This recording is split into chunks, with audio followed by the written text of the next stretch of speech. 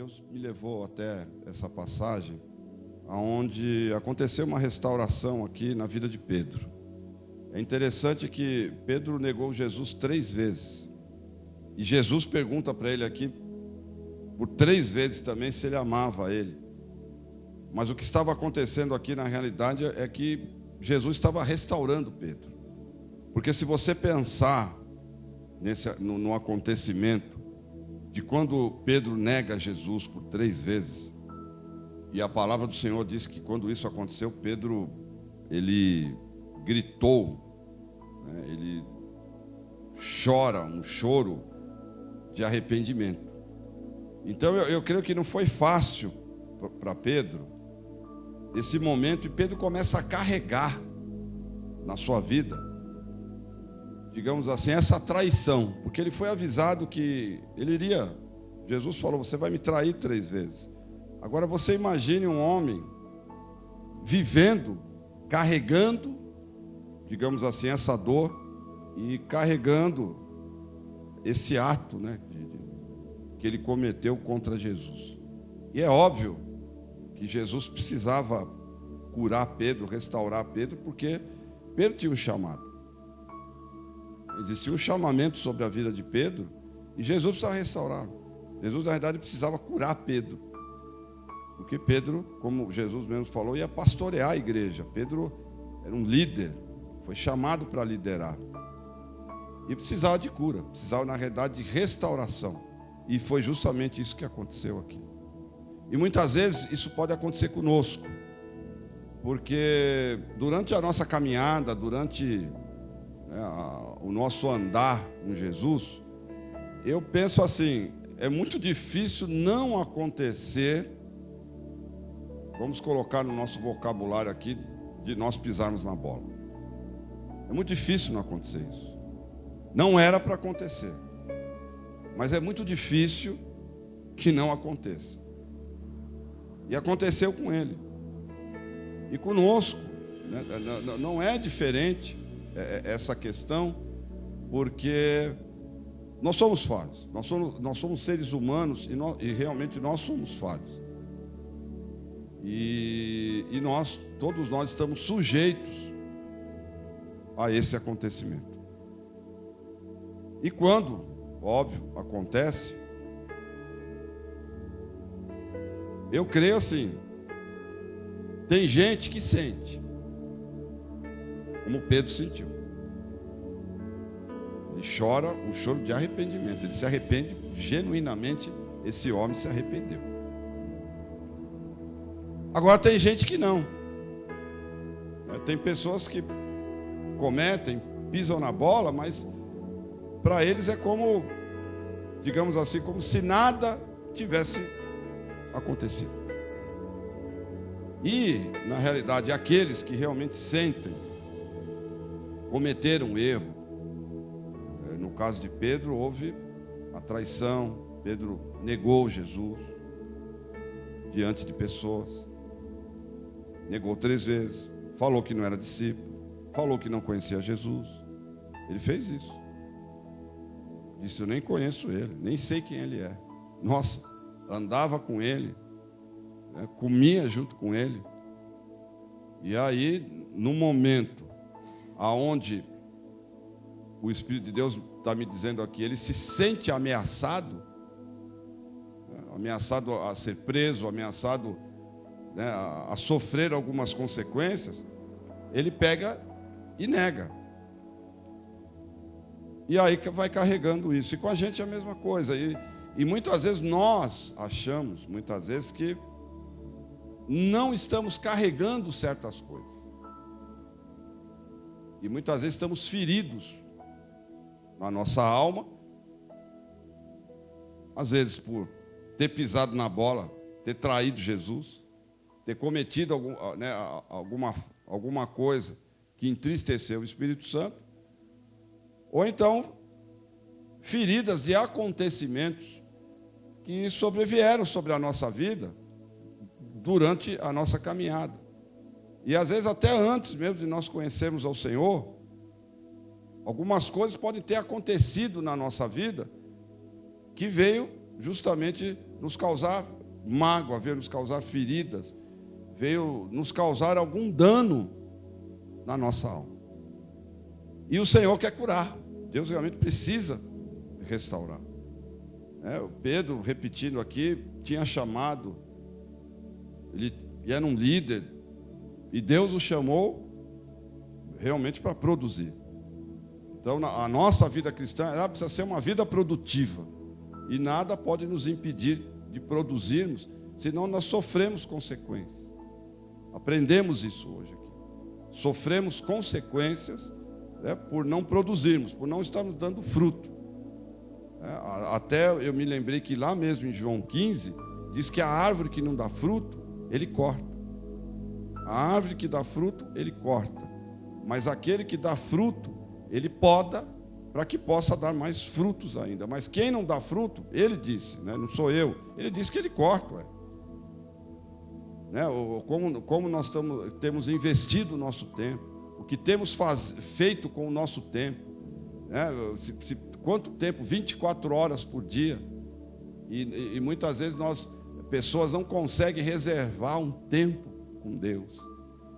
24 horas por dia, e muitas vezes o tempo da pessoa, ela está se envolvendo mais com outras coisas, e para se fazer uma análise de quanto tempo a pessoa está orando, de quanto tempo a pessoa está lendo a palavra de Deus, de quanto tempo ela fica fazendo outras coisas. São 24 horas por dia. Como é que o nosso tempo está sendo investido no reino de Deus? O tempo. Às vezes as pessoas, principalmente quem fica em casa, muitas vezes ficam fazendo outras coisas e não buscam a Deus, tem pouco tempo com o Senhor, se envolvendo com outras coisas e investindo mal o seu tempo e não colocando o seu tempo à disposição do reino, à disposição do Senhor. Não conseguem dar fruto, não conseguem frutificar, porque olham problemas, olham situações. Então, normalmente, pessoas assim, elas estão com problema. Elas têm um problema dentro da alma que muitas vezes elas não conseguem reconhecer isso. Pessoas que veem defeito, a pessoa crítica. Você vê que tem gente que só critica, ela não consegue fazer outra coisa a não ser criticar. Há pessoas que elas não conseguem passar algum tempo sem falar mal de outros. Até um dia eu brinquei aqui, eu falei que uma pessoa que gosta de falar dos outros, se ela não tiver ninguém para falar, ela vai no espelho e fala dela mesma. Porque ela não tem com quem falar, ela vai se olhar no espelho e vai falar dela mesma, vai falar mal. Porque virou um hábito, virou um costume. E normalmente pessoas assim, elas têm problema na alma. São problemas internos. Então, existem diversos tipos de consequências, e que é óbvio que tudo isso vai impedindo a pessoa de ser uma pessoa produtiva no reino de Deus.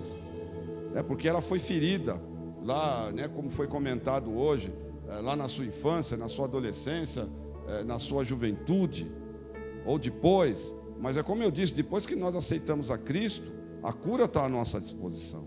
E o que nós precisamos é reconhecer para que Ele venha e nos cure. Ele é Jeová Rafá. É o Senhor que cura. Jeová Rafá significa o Deus que cura, o Deus que sara.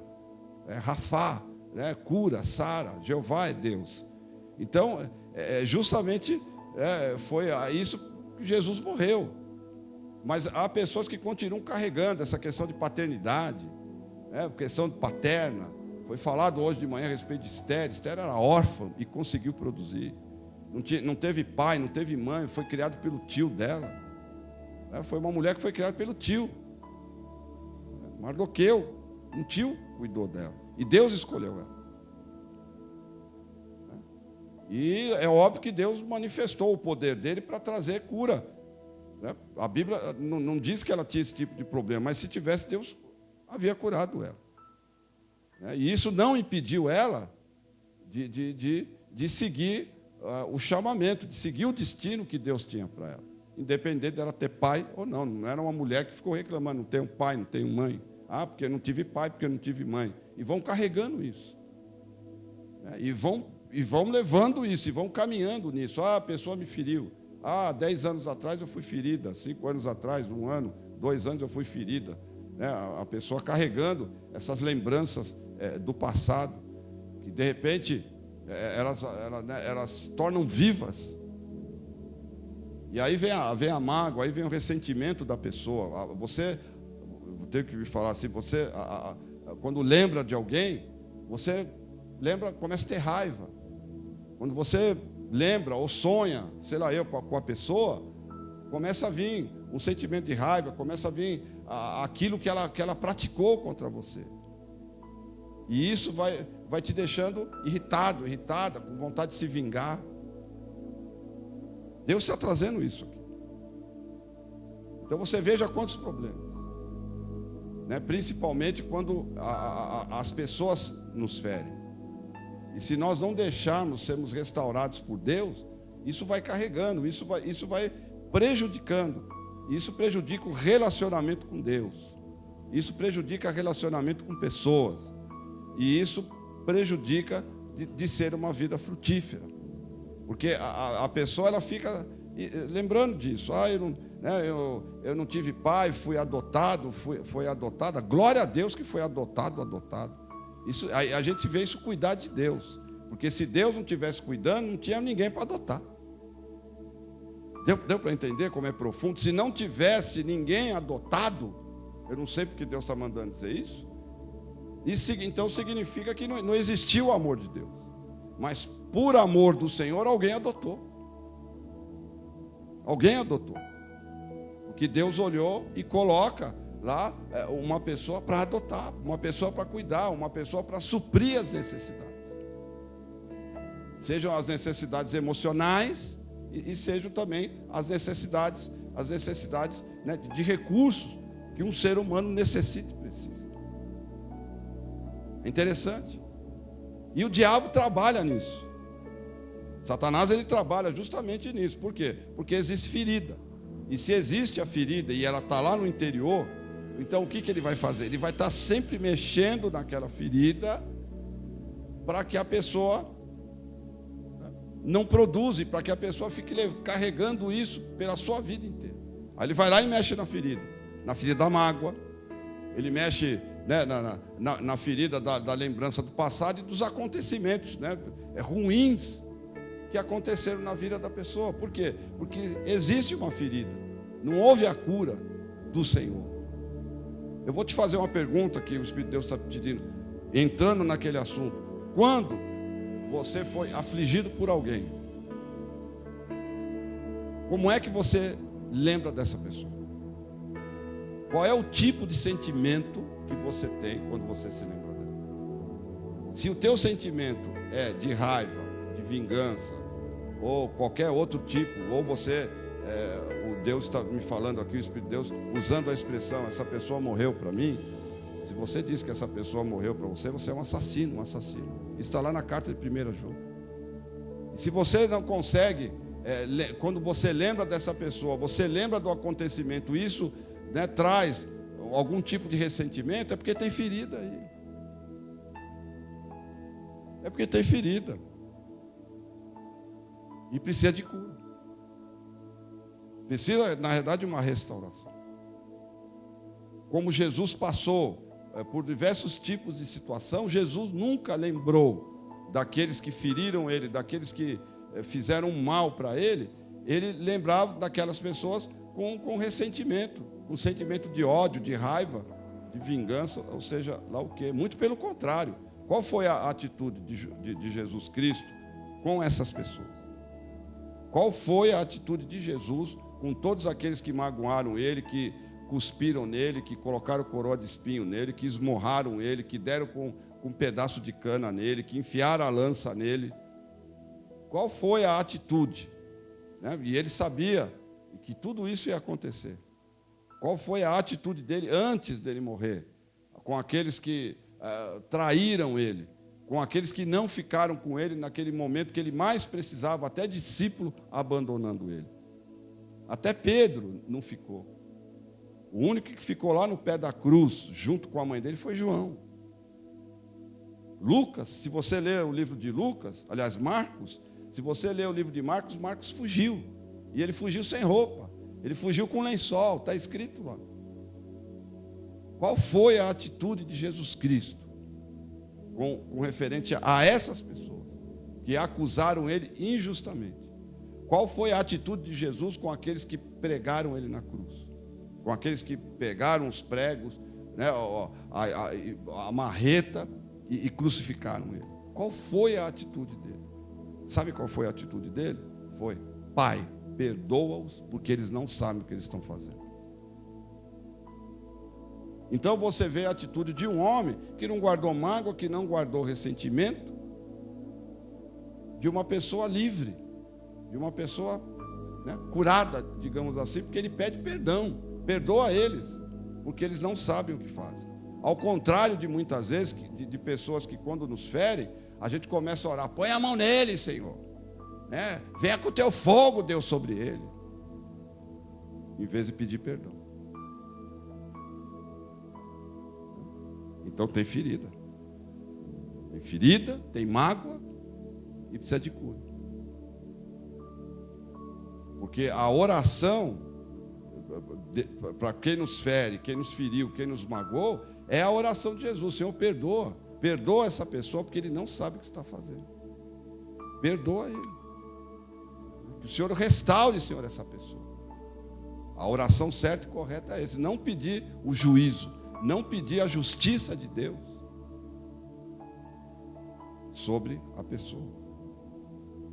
Porque na verdade Jesus não fez isso.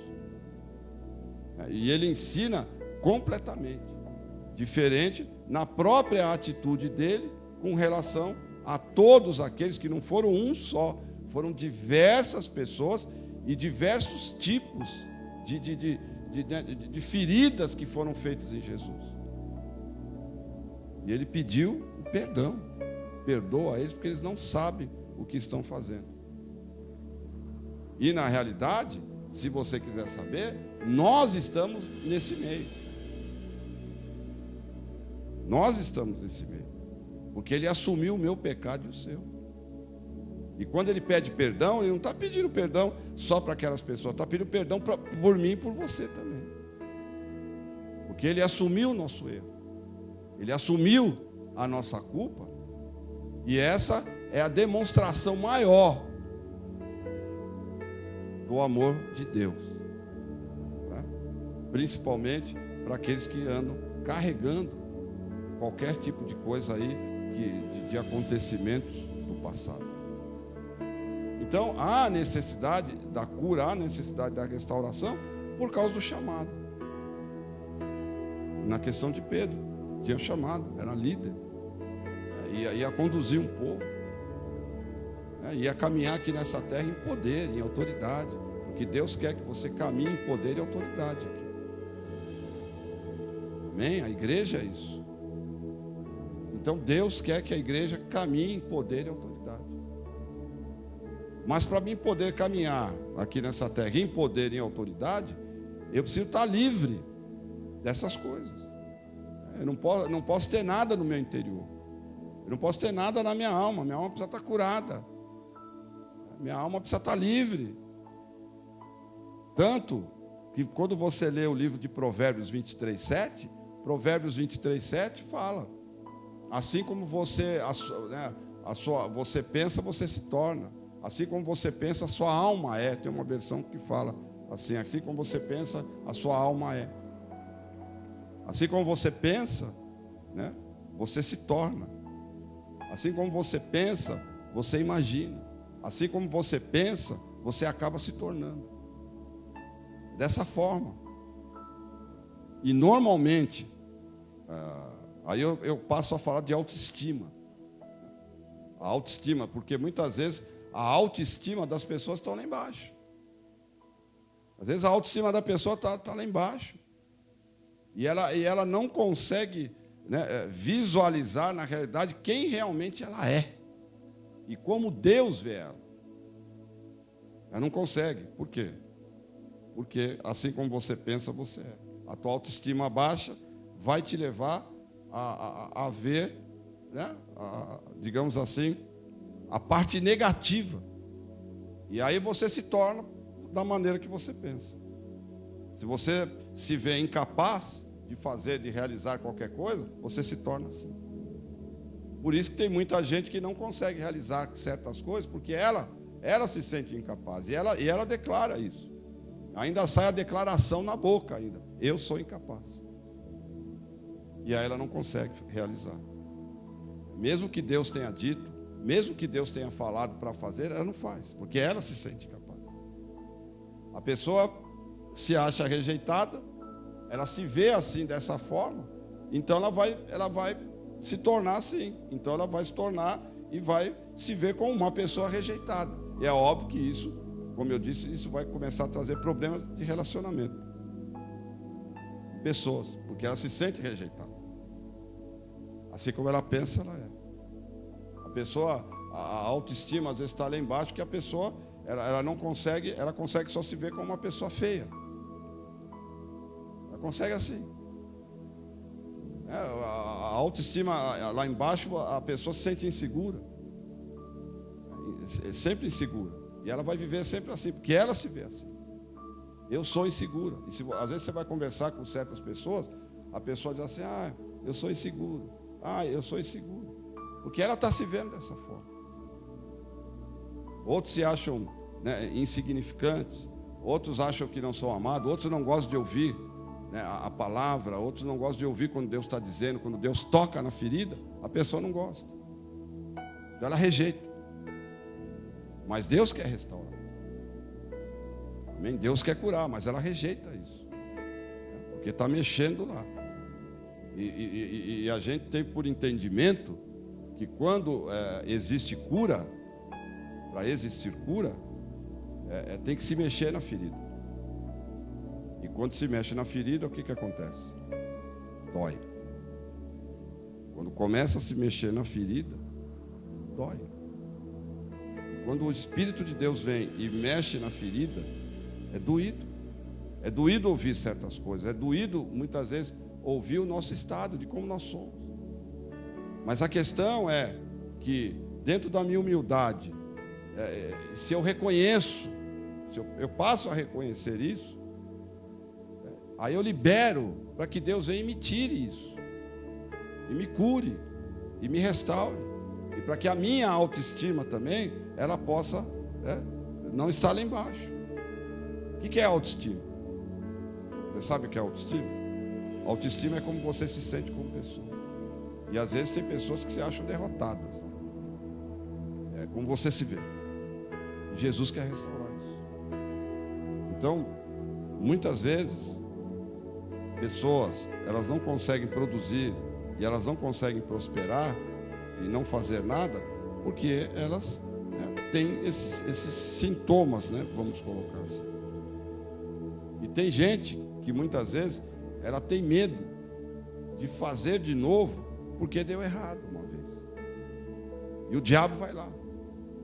E o diabo vai lá e começa a falar na mente da pessoa, vai dar errado de novo. E a pessoa vai e não faz. Ela deu ouvido à voz de Satã e ela não vai fazer de novo, porque ela foi decepcionada. Porque deu errado.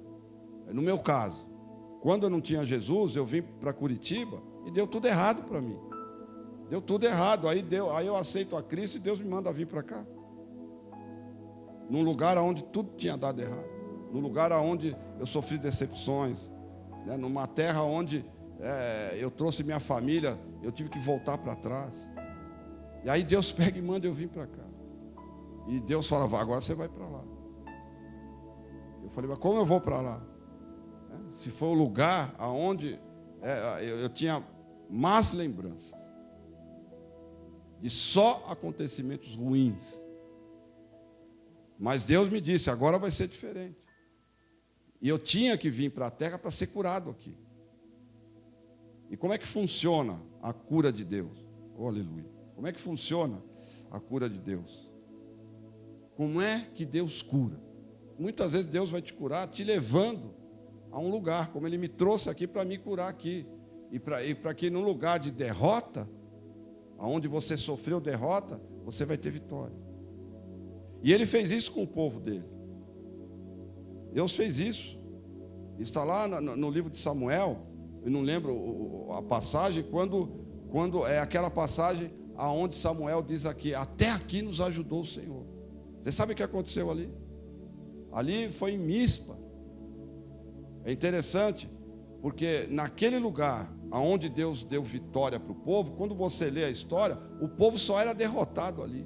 O povo lutou contra o inimigo naquele lugar e eles foram derrotados. Aí o que acontece? Aí o povo começa a carregar esse sentimento de derrota. Então, todas as vezes que eles passavam naquele local, o que eles iam lembrar? Aqui é onde eu tive derrota. Essa era a lembrança. Aqui foi onde eu tive derrota. Então passa por lá, né, e aí começa a voltar, né, tudo na mente, no coração. Aí vem a tristeza de lembrar que foi lugar de derrota. Aí vem um desânimo por lembrar que eu fui derrotado. E aí o inimigo vem e começa a agir. Aí o que Deus fez? Aí Deus pega, leva o povo lá naquele local para lutar com o inimigo. E ali Deus pega e deu vitória para eles. Trouxe cura ali. Foi aonde Samuel pega a pedra, né, chamada, né, aí ele coloca Ebenezer, né, até aqui nos ajudou o Senhor. Então o que acontece? Naquele local, eles já não iam lembrar mais de derrota. Quando eles passassem ali, aleluia, eles iam ver aquela pedra, aquele memorial que estava ali, iam lembrar de quê? Iam lembrar: o Senhor me deu vitória aqui. É assim que Deus cura. Muitas vezes o Senhor vai te levar a você fazer algo que te trouxe uma decepção, para trazer cura. É tremendo isso.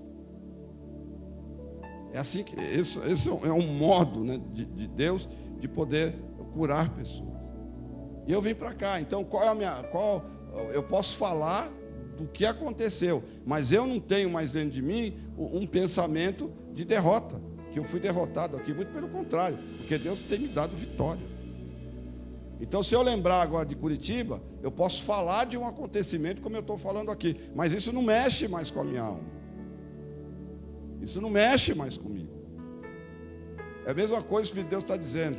Aleluia. Quando você, de repente, perde aí um emprego ou algum tipo de acontecimento, né, que você sofreu, e aí o teu pensamento é sempre aquele, né, de derrota, de derrota.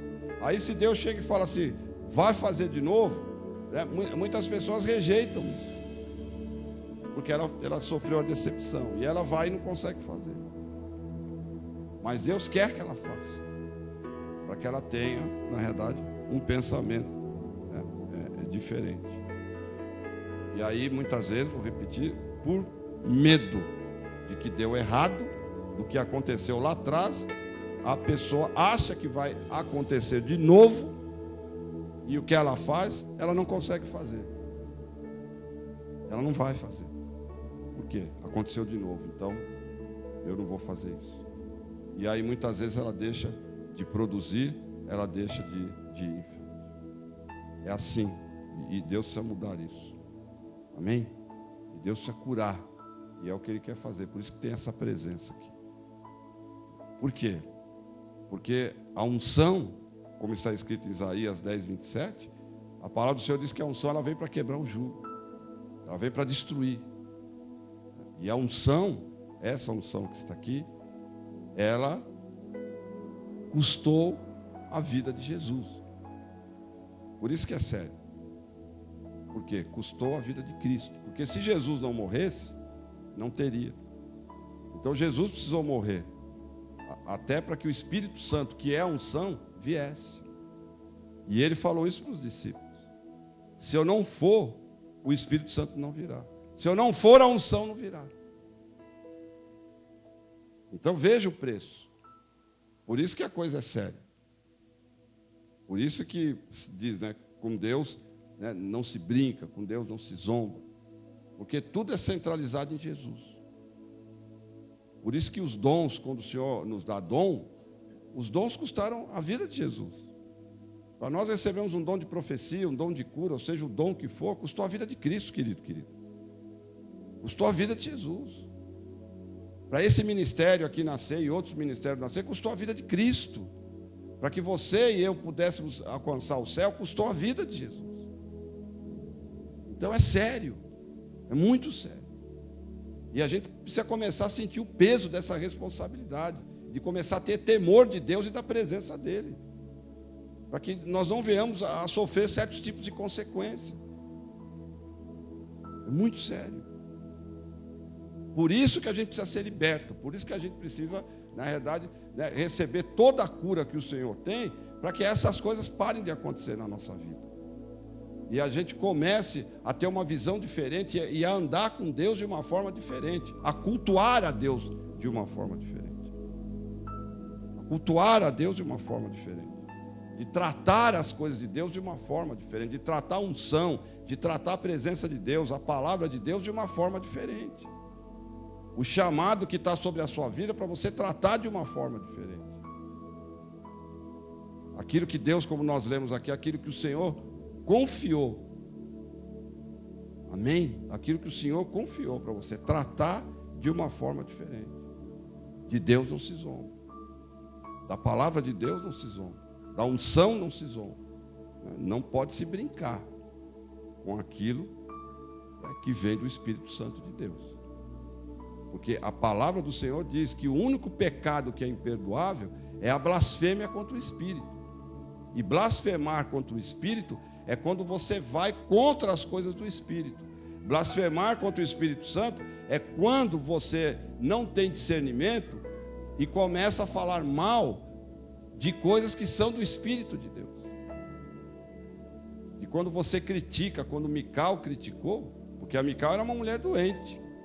Quando Mical critica de uma obra do Espírito Santo de Deus na vida de Davi, porque ela não teve discernimento, achou que Davi estava fazendo pela carne, ela ficou estéril. Houve esterilidade na vida dela. Aquela mulher não conseguiu produzir mais nada. Por quê? Houve ali como uma blasfêmia. Ela não respeitou uma ação de Deus, uma ação do Espírito Santo de Deus que estava acontecendo na vida de Davi. E da mesma forma é conosco.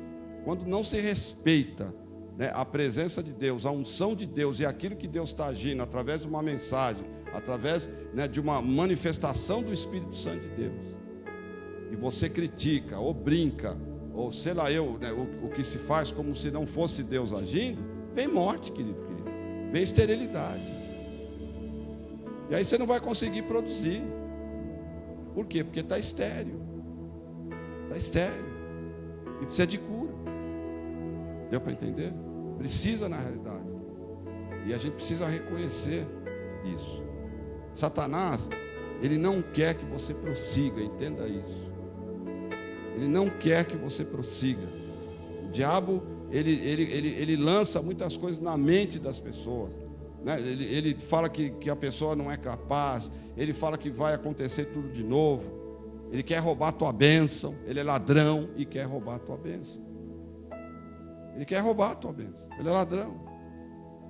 Ele não fica feliz com um crente ser abençoado nesse culto aqui. Você acha que ele está feliz de ter a presença de Deus, de ter o fogo de Deus aqui, de Deus poder trazer uma libertação, uma cura, para você ir avante, para você progredir, para você produzir? Você acha isso? Você acha que o diabo vai querer isso? O que ele vai fazer? Ele vai querer roubar a tua bênção. Por quê? Porque quando uma pessoa ela recebe a cura, uma pessoa é restaurada, ela começa a virar problema para o inferno. O diabo, irmão e irmã, entenda, só se importa com gente que dá fruto, que produz. O diabo não está se importando com gente que não está fazendo nada, querido. O diabo não se importa com crente que não tem poder, que não tem unção. O diabo não se importa com crente estéril. Por quê? Porque não tem influência. Não vai ter influência nenhuma no reino. Não tem influência nenhuma. Então, ele não teme essas pessoas. Mas aqueles que querem produzir, aqueles que reconhecem, que sabem que precisam de uma cura e querem ser curados, querem ser libertos, querem produzir. Aqueles que querem realmente que o reino de Deus se expanda. O que acontece? É óbvio que ele vai começar a ter medo. É desse que eles querem roubar. Por quê? Porque você vai começar a ser uma pessoa influente no mundo espiritual, no reino de Deus. As suas orações vão ser influentes. O teu chamado vai ser influente. A tua intercessão vai ser influente. a tua vida passa a ser influente, teu ministério vai ser influente. E é óbvio, se existe uma influência no mundo espiritual, é onde você vai produzir. É onde vidas vão poder ser tocadas através de você e vão ser libertas através da sua vida, através do teu chamado. E é óbvio que ele não quer isso. Então, o que ele quer fazer? Eu vou roubar, eu não vou deixar a pessoa, né? É ficar, a pessoa permanecer e receber, né, aquilo que Deus quer trazer.